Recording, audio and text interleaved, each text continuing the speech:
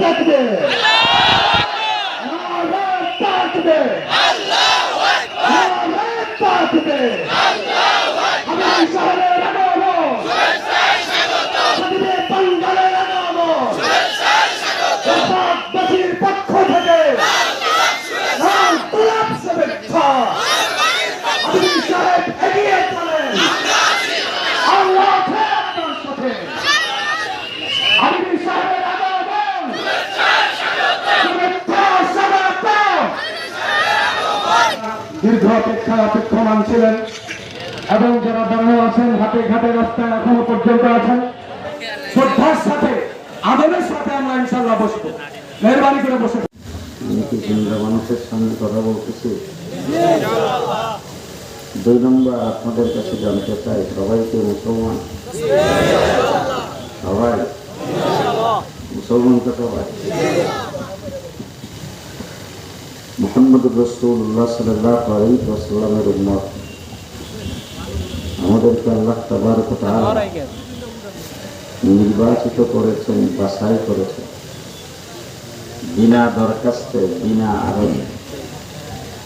আমরা কোনোদিন আল্লাহ পাকের দরবারে দরখাস্ত করিনি, আরজু পেশ করিনি।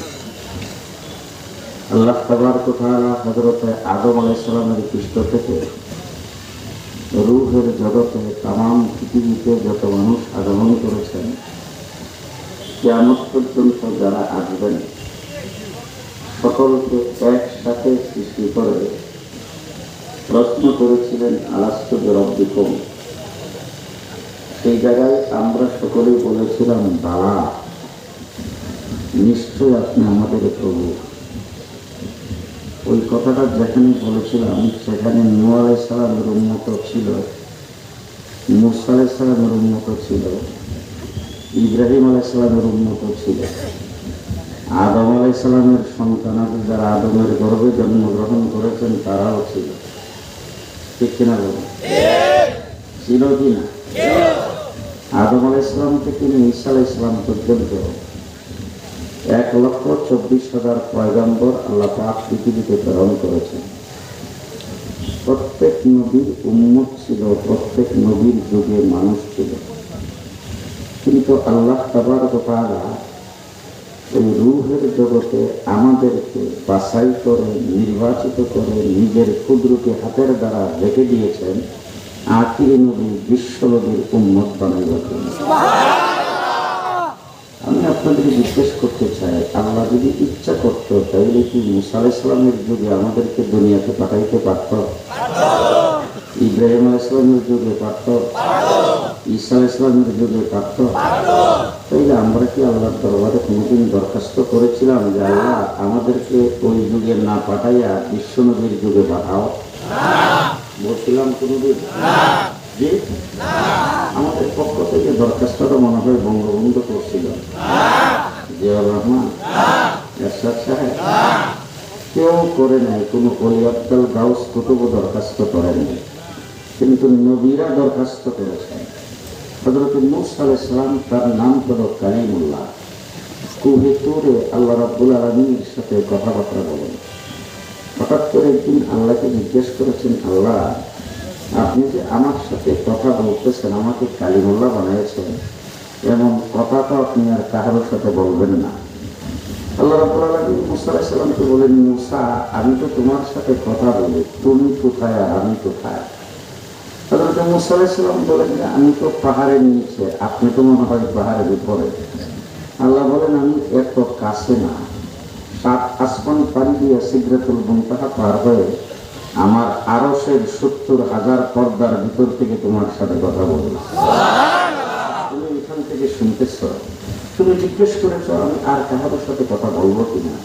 জেনে রাখো মূসা, তুমি তো নবী, তোমাকে তাওরীত কিতাব দিয়েছি, আমি কালিমুল্লাহ বানিয়েছি, তুমি রাসূল, তোমাকে রিসালাত দিয়েছি।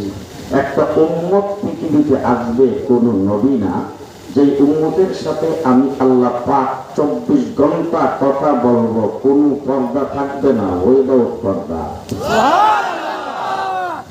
আর বন্ধুগণ, হযরত মূসা আলাইহিস সালাতু ওয়াস সালামকে আল্লাহ পাক বলেছেন, মূসা তোমার সঙ্গে কথা বলি পার্ট টাইম, যখন তুমি এখানে আসো তোমার কোনো প্রয়োজন বা আমি তোমাকে দেখাই।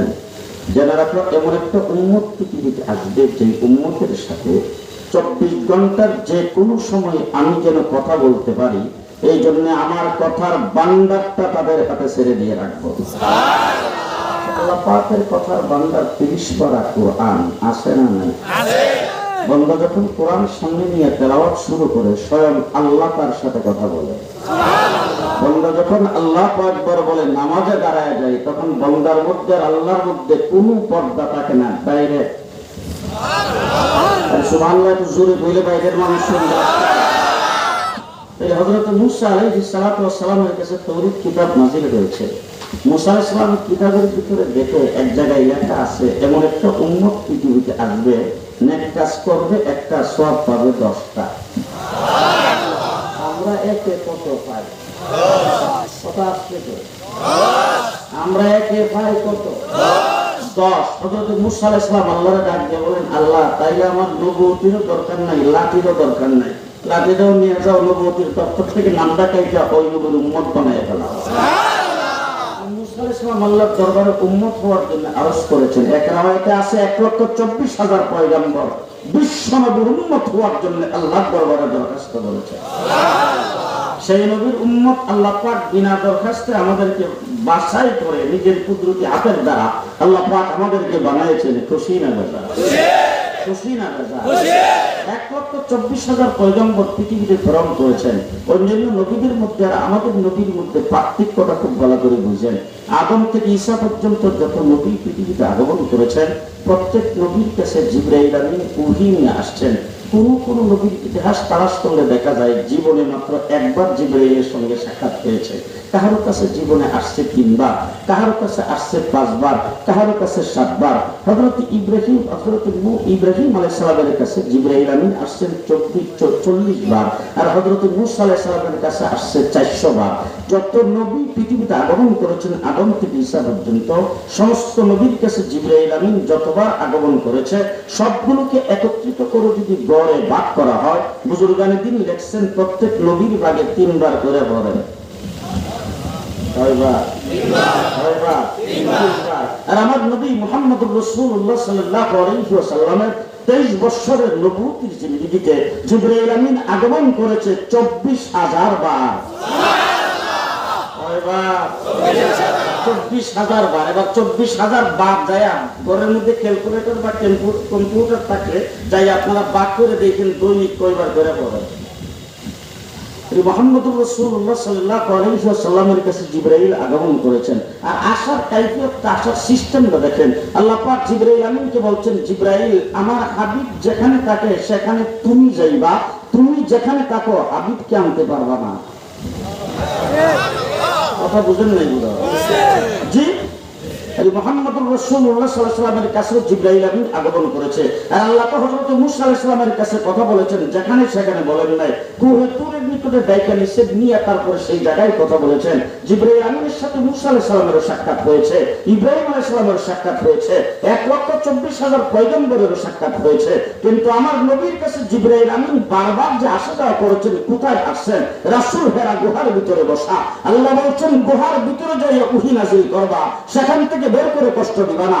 রাসূল সাল্লাল্লাহু আলাইহি ওয়াসাল্লাম আম্মা জান আয়েশা সিদ্দিকার হুজরার ভিতরে আসেন। আল্লাহ বলছেন হুজরার ভিতরে যায় ওহী নাযিল করবা, সেখান থেকে বের করে কষ্ট দিবা না। আমার রাসূল সাল্লাল্লাহু আলাইহি ওয়াসাল্লাম তাহিয়াতুল কালবির উরাতের উপর শুয়ে আছেন।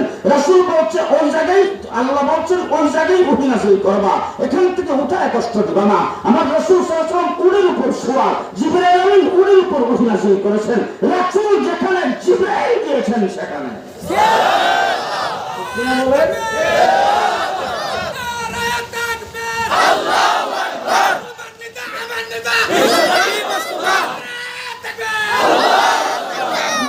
রাসূলুল্লাহ সাল্লাল্লাহু আলাইহি ওয়াসাল্লাম আজকে আপনাদের এলাকায় নাই, কিছু সংখ্যক এলাকায় কিছু মানুষ আছে যারা মিলাদ করে রাসূলকে টান্দা মিলাদ মাহফিলে নিয়ে আসে।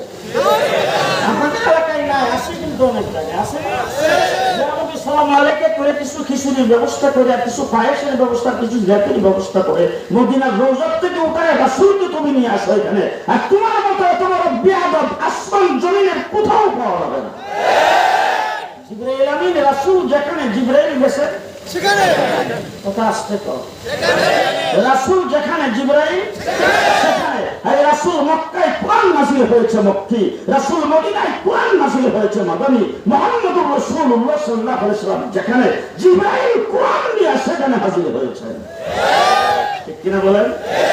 মুহাম্মদুর রাসূলুল্লাহ সাল্লাল্লাহু আলাইহি ওয়াসাল্লামের নবী আর অন্যান্য নবী ও নবী যত নবী আল্লাহ দুনিয়াতে প্রেরণ করেছেন সমস্ত নবীকে তার নবুয়ত প্রমাণের জন্য আল্লাহ পাক অলৌকিক ঘটনা মুজিজা দান করেছেন। কোন কোন নবীকে মুজিজা দিয়েছেন একটা, কাউকে দিয়েছেন তিনটা, কাউকে দিয়েছেন পাঁচটা। যেমন হযরত মূসা আলাইহিস সালামের হাতে আল্লাহ পাক লাঠি দিয়েছিলেন, হযরত ঈসা আলাইহিস সালামকে জন্ম অন্ধ ভালো করা, মৃত্যু ব্যক্তিকে জীবিত করার মুজিজা দান করেছিলেন। এমন ভাবে আল্লাহ পাক হযরত সুলাইমান আলাইহিস সালামকে সিংহাসন দিয়েছিলেন। এবং ভাবে হযরত আদম থেকে ঈসা পর্যন্ত যত নবী আগমন করেছেন সমস্ত নবী নবুয়ত প্রমাণের জন্য আল্লাহ পাক মুজিজা দান করেছেন। কাউকে একটা, কাউকে দুইটা, কাউকে পাঁচটা, কাউকে তিনটা, সীমিত সংখ্যক মুজিজা, লিমিটেড মুজিজা। মুহাম্মদুর রাসূলুল্লাহ সাল্লাল্লাহু আলাইহি ওয়াসাল্লামের পালা যখন আসছে আমার আল্লাহ তাবারক ওয়া তাআলা রাসূলকে মুজিজা দান করেছেন। আল্লাহ পাক বলেছেন, ও নবী, ও আমার হাবিব, অতীতে যত নবীকে যত মুজিজা দান করেছি সমস্ত নবী আদম থেকে ঈসা পর্যন্ত সমস্ত নবীর মুজিজাগুলি একত্রিত করে বুজুর্গানে দিন লেখছেন যদি গড়ে ভাগ করা হয় প্রত্যেক নবীর ভাগে তিনটা করে করে। আর আমার নবীর পালা যখন আসছে আল্লাহ পাক বলছেন, ও আমার হাবিব, আপনার জন্ম থেকে মৃত্যু পর্যন্ত সারাটা জিন্দেগি হলো মুজিজা, মাথার থেকে পায়ের পাতা পর্যন্ত গোটা শরীরটাই মুজিজা। হিসাব নাই, বেহিসাব মুজিজা। বেহিসাব মুজিজা। আমার রাসূল এখনো পৃথিবীতে আসেন নাই, মুজিজা শুরু। আপনারা ঘুমান নাই তো? রাসূল এখনো পৃথিবীতে আসেন নাই, মুজিজা শুরু। আম্মাজান আয়েশা, আম্মাজান হযরত রাসূল সাল্লাল্লাহু আলাইহি ওয়াসাল্লামের মা আম্মাজান আমেনা রাদিয়াল্লাহু তাআলা আনহা, তা আমেনা হযরত আমেনাকে একদিন তার শ্বশুর আব্বা আব্দুল মুত্তালিব উনি যে নিজের বেগমকে বলতেছেন, আসো দেখি বৌমাকে একটা কথা জিজ্ঞেস করতাম। আব্দুল মুত্তালিব গেছে বৌমার কাছে, বৌমাকে আমেনা যাইয়া জিজ্ঞেস করতেছে, বৌমা তোমার সম্পর্কে একটা কথা মানুষ জায়গা জায়গায় আলোচনা করতেছে। বল আব্বা কি আলোচনা? বল তুমি নাকি খুব দামি আতর, দামি সুগন্ধি, দামি সেন্ট ব্যবহার করো, পাইলা তো? কোথায় পাইলা? তার কারণ হলো তুমি বিধবা, আমার ছেলে দুনিয়াতে নাই, তোমার পেটে বাচ্চা, তুমি একটু সুগন্ধি কোথার থেকে পাইলা যেটা সম্পর্কে মানুষ জায়গা জায়গায় সমালোচনা করে? তা আমি তো কুরাইশের লিডার, আমি তো মক্কার মুতাওয়াল্লি, বাইতুল্লাহর মুতাওয়াল্লি, আমার তো এগুলি শুনলে খারাপ লাগে। তুমি বলো তো দেখি কোথার থেকে পাইলা? মা আমেনা চোখের পানি ছেড়ে দিয়ে বলছেন, ও শ্বশুর আব্বা, আমি কি করব? যেদিন থেকে সন্তান আমার পেটে গেছে ওই দিন থেকে আমার শরীর থেকে মেশকে আম্বরের সুঘ্রাণ বের হইতে শুরু করে।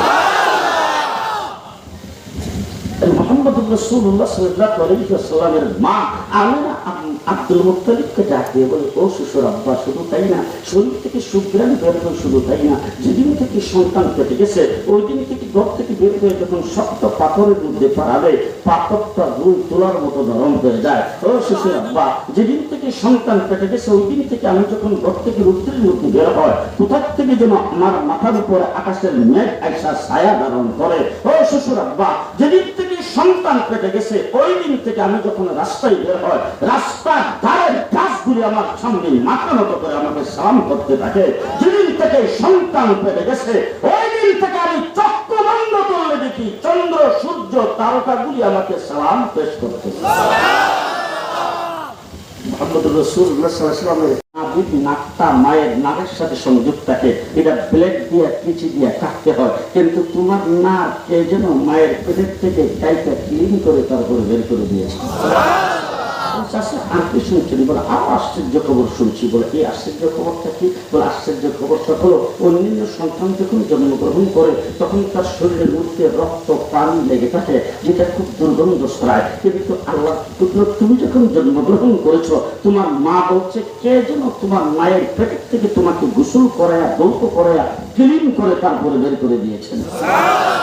অন্যান্য সন্তান জন্মগ্রহণ করলে ঘরের মধ্যে ধূপ জ্বালাইতে হয়, আগরবাতি জ্বালাইতে হয়, স্প্রে করতে হয় দুর্গন্ধ করে। আর তোমার মা বলছে তুমি তোমার মায়ের পেটের থেকে জন্মগ্রহণ করেছো, বক্তা মেশকে আম্বরের সুগন্ধিতে পরিণত হয়েছে।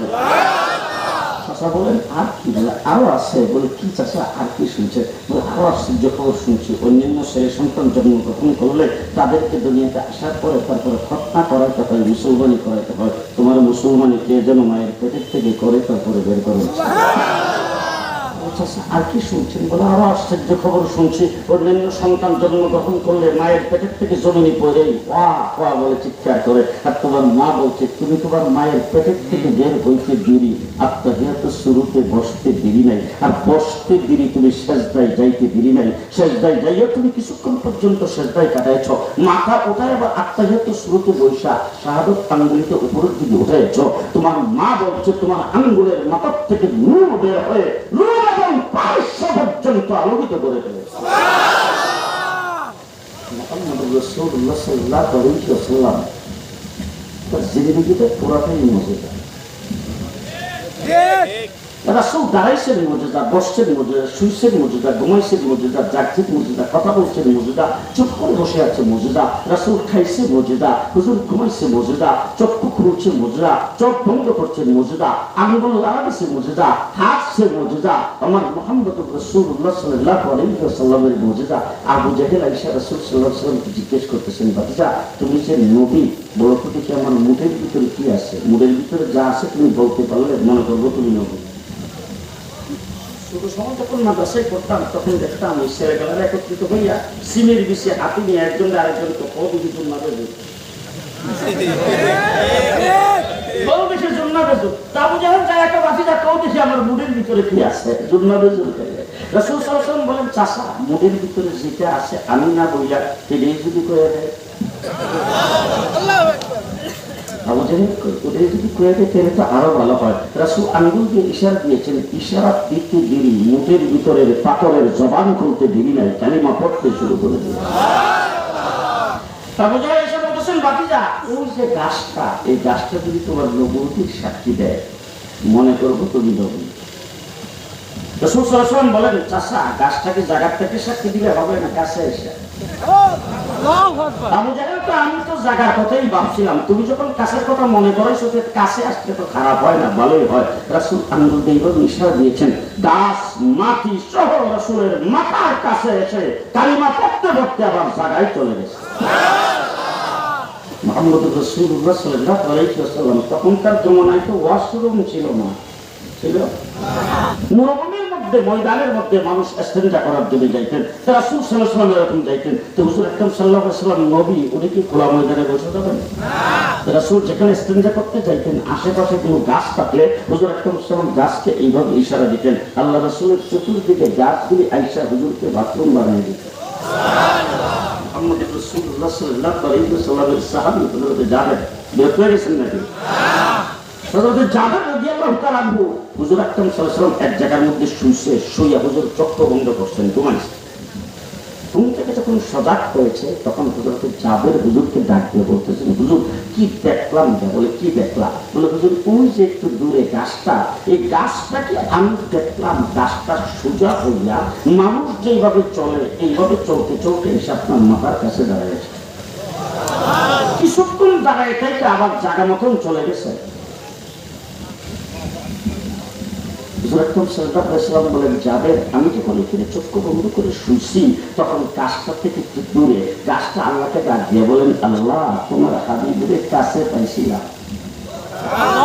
যদি আরেকটু কাছে যাইয়া যদি তোমার হাবিবের চেহারাটা যদি একটু ভালো করে দেখতে পারতাম, আল্লাহ তুমি যদি অনুমতি দিতা। গাছের ডাক আল্লাহ কবুল করেছেন, গাছকে অনুমতি দিয়েছেন, গাছ আবার মাথার কাছে এসে আমার চেহারা দেখে আবার জায়গা মতন চলে গেছে। রাসূলুল্লাহ সাল্লাল্লাহু আলাইহি ওয়াসাল্লামের চেহারাটা কেমন ছিল? সাহাবী হুজুরের সামনে বসা একবার উপরে তাকায় আরেকবার নিচে তাকায়।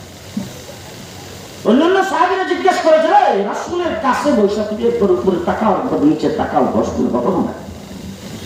সাহাবী ডাক দিয়ে বলতেছেন, আকাশের চন্দ্র দেখি, জমিনের চন্দ্র দেখি। সাহাবী জিজ্ঞেস করেছেন, তুমি আকাশের চন্দ্র দেখে কি বুঝলা, জমিনের চন্দ্র দেখে কি বুঝলা? সাহাবী ডাক দিয়ে বলেন, শোনো, আকাশের চন্দ্র দেখলাম, জমিনের চন্দ্র দেখলাম, কিন্তু খোদার কসম করে বলি আকাশের চন্দ্রে কালো দাগ দেখা যায়, জমিনের চন্দ্রে কোনো দাগ নাই। রাসূলুল্লাহ সাল্লাল্লাহু আলাইহি ওয়াসাল্লাম তো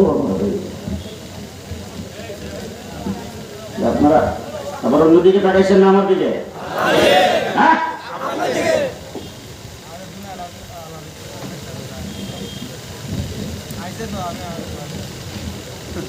হুজুর আকরাম সাল্লাল্লাহু আলাইহি ওয়াসাল্লাম জন্মগ্রহণ করেছেন। তো মা আমিনা রাসূলের চেহারাটা দেখতেছে, দেখে মা আমিনা বলতেছে, জীবনে কত মানুষের চেহারা দেখলাম, এত সুন্দর চেহারার মানুষ তো কোনোদিন দেখিনি। কিছুক্ষণ পরে হালিমাতুস সাদিয়া, রাসূলুল্লাহ সাল্লাল্লাহু আলাইহি ওয়াসাল্লামের দুধ মা হালিমাতুস সাদিয়া আসছেন বাচ্চা লালন পালন করতে নেওয়ার জন্য।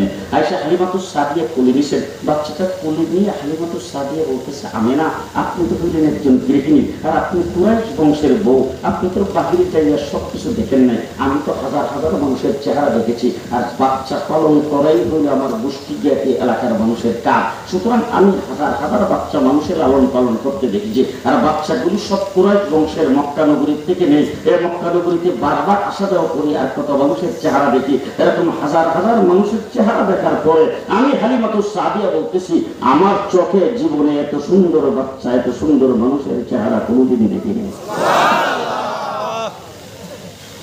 হালিমাতুস সাদিয়া ডাক দিয়েছেন তার স্বামী একটু ভিতরে আসেন। স্বামী ভিতরে গেছে, যাইয়া তারপরে চেহারাটা দেখাইতেছে, রাসূল সাল্লাল্লাহু আলাইহি ওয়াসাল্লামের চেহারা দেখতেছে।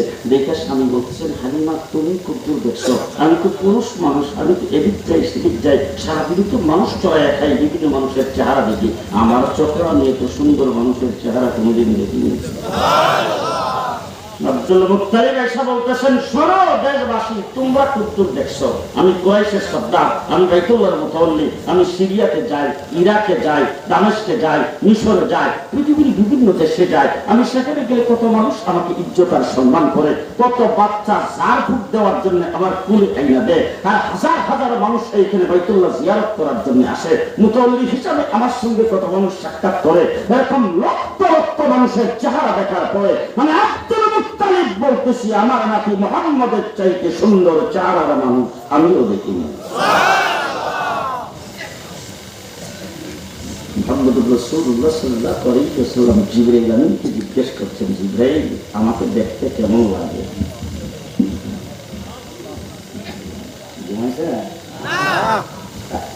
জিবরাইলকে জিজ্ঞেস করেছেন, জিবরাইল আমাকে তোমাকে দেখতে কেমন লাগে, আমার সম্পর্কে তোমার কি মতামত?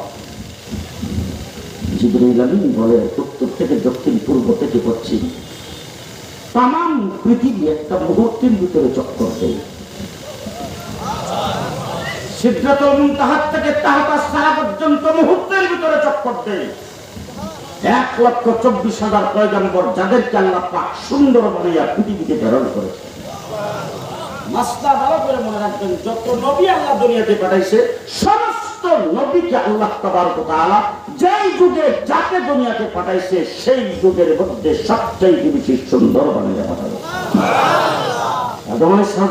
জিবরাইল আমিন বলেন, আমি আদম থেকে ঈসা পর্যন্ত সমস্ত নবীর চেহারা দেখেছি, সমস্ত নবীর কাছে উঠি নিয়ে গেছি। আর ইউসুফ আলাইহিস সালামকে আল্লাহ পাক সুন্দর বানাইছেন, কুয়ার ভিতরে আমি তাকে হাত দিয়ে ধরে রেখেছিলাম। হযরত আদম আলাইহিস সালামকে জান্নাতের ভিতরে দেখেছি, হযরত ইব্রাহিম আলাইহিস সালামকে নমরুদের আগুনে দেখেছি, হযরত নূহ আলাইহিস সালামকে কিস্তিতে দেখেছি, হযরত মূসা আলাইহিস সালামকে কুহে তুরে আল্লাহর সঙ্গে কথা বলতে দেখেছি, হযরত ঈসা আলাইহিস সালামকে দুনিয়ায় বসে কথা বলতে দেখেছি।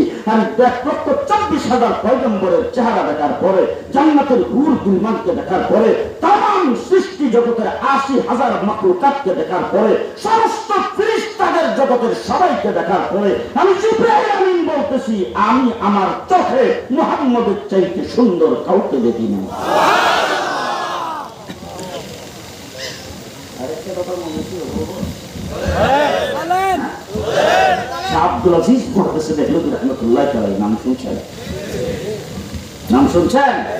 নামটা না শুনলে আজকে ভালো করে শুনবেন এবং মুখস্থ করবেন। শাহ আব্দুল আজিজের জন্ম না হলে দেশ কোনোদিন স্বাধীন হতো না, আজাদ হতো না। শাহ আব্দুল আজিজ মুহাদ্দিস রাহমাতুল্লাহ আলাইহি এই ব্যক্তি আজকে যারা দার্শনিক বলে, বুদ্ধিজীবী বলে দাবি করে, দেশপ্রেমিক বলে দাবি করে, তাদেরকে বলতে চাই ভালো করে শুনে রাখো, এই সমস্ত ইতিহাস আজকে আমাদের কলেজ ইউনিভার্সিটিতে আমাদের দেশের সন্তানদেরকে পড়ানো হয় না। ইংরেজ যখন এই দেশ দখল করেছে রাজনৈতিক দলের অভাব ছিল না। বড় বড় রাজনৈতিক দল ছিল, 56,000 বর্গ মাইলের দেশ বাংলাদেশ। ভারতবর্ষটা কত বড় দেশ, বড় যেহেতু রাজনৈতিক দল বড় না ছোট? বড় দেশের বড় রাজনৈতিক দল, ঠিক না? এ সমস্ত বড় বড় রাজনৈতিক দলের লিডার ছিল, সভাপতি ছিল, সেক্রেটারি ছিল, বড় বড় রাজনৈতিক দলের বড় বড় লিডার ছিল। কোন লিডার, কোন নেতা ইংরেজের বিরুদ্ধে কথা বলবে দূরের কথা, ইংরেজের সঙ্গে লাইন লাগায়া জায়গা জমির বরাদ্দ নিয়েছে, বড় বড় পদবি তারা বাগায় দিয়েছেন। ইংরেজের বিরুদ্ধে একটা টু শব্দ করার সাহস পাই নাই। ইংরেজের বিরুদ্ধে সর্বপ্রথম যদি শব্দ করে থাকে, জবান যদি কেউ খুলে থাকে, বক্তৃতা যদি কেউ দিয়ে থাকে, একজন মৌলবী দিয়েছেন, তার নাম শাহ আব্দুল আজিজ মুহাদ্দিস দেহলভীর।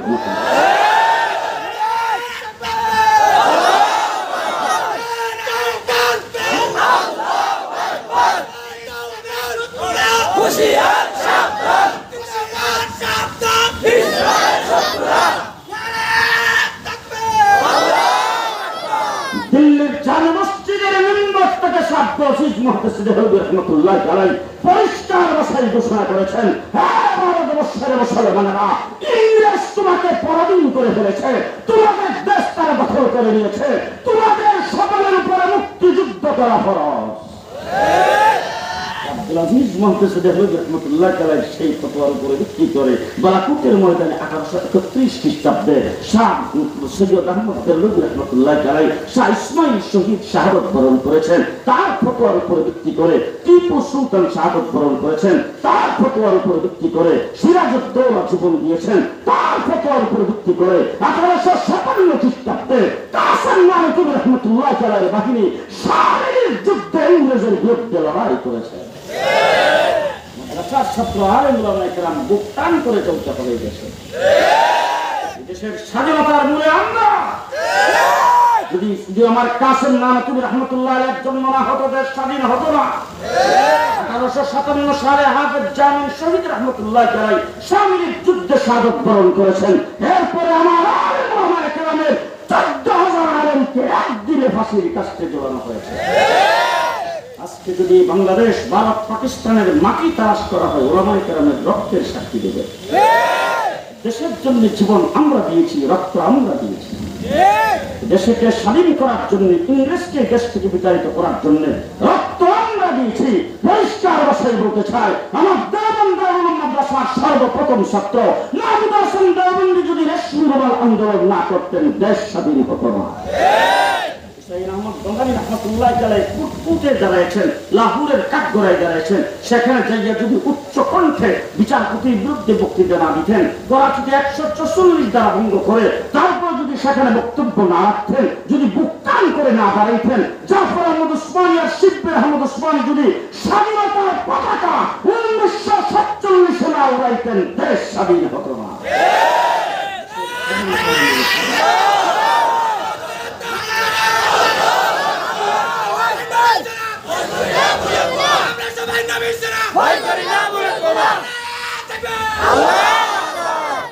দেশ স্বাধীন করেছে আমরা, ভারতের মনে রেখেন। আমার দেশের ওলামায়ে কেরাম যুদ্ধ জাহাদ করেছেন, পরে 200 বছর ইংরেজ এই দেশকে শোষণ করেছে। একদিনের জন্য এই দেশ থেকে আযানকে বিদায় করতে পারে না। 200 বছর চেষ্টা করে কোরআনকে বিদায় করতে পারে নাই, 200 বছর চেষ্টা করে নামাজকে বিদায় করতে পারে নাই, 200 বছর চেষ্টা করে টুপি দাঁড়িয়ে পাগড়িকে বিদায় করতে পারে নাই। 200 বছর লড়াই করেছে আমরা ইংরেজের বিরুদ্ধে, তারপরে দেশ স্বাধীন করেছে। আমাদের দেখলে পাঠা চোখে তাকাও আর মনে করো মৌলবী এরা দেশের জন্য কোনো অবদান নাই। দেশের জন্য অবদান আমরা রেখেছি। তোমরা দেশপ্রেমিক, দেশকে ভালোবাসো, দেশপ্রেমিকের যারা দাবি করো, পরিষ্কার ভাষায় বলতেছে, মনে রেখো, তোমরা দেশকে ভালোবাসো দেশের পদ পদবি পাওয়ার জন্য, মন্ত্রিত্ব এমপিত্ব পাওয়ার জন্য, দেশকে ভালোবাসো দেশের সম্পদ লুণ্ঠন করার জন্য। দেশকে ভালোবাসি হুব্বুল ওয়াতানি মিনাল ঈমান হিসাবে।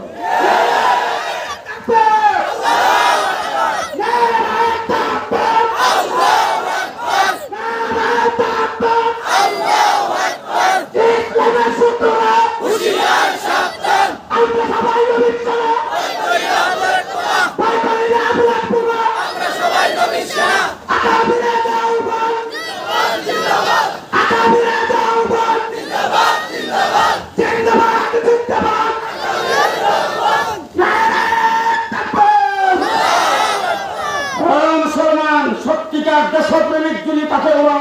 আছে। আজকে দেশের 56,000 বর্গ মাইল স্বাধীন, ভালো করে মনে রাখবেন। কৃষক, শ্রমিক, মেহনতি মানুষ ভালো করে মনে রাখবেন। 56,000 বর্গ মাইল স্বাধীন সার্বভৌম বাংলাদেশে আমরা বসবাস করি। আজকে যদি স্বাধীনতার উপর আক্রমণ আসে, বাংলাদেশের স্বাধীনতা যদি হতে চলে, দেশের জন্য যদি সর্বপ্রথম রক্ত দিতে হয়, আর আমরা রক্ত দিবে মাদ্রাসা।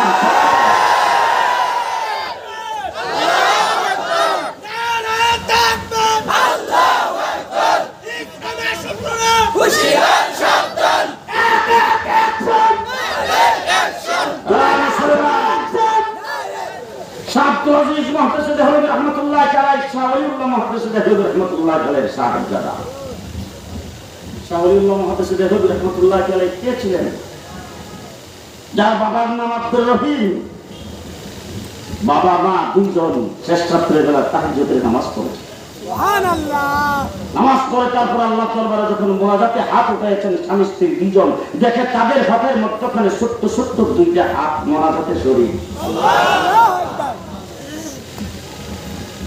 হাত নামাইছেন, নামায় স্বামী স্ত্রীকে জিজ্ঞেস করতেছেন কি ব্যাপার, কি দেখলাম?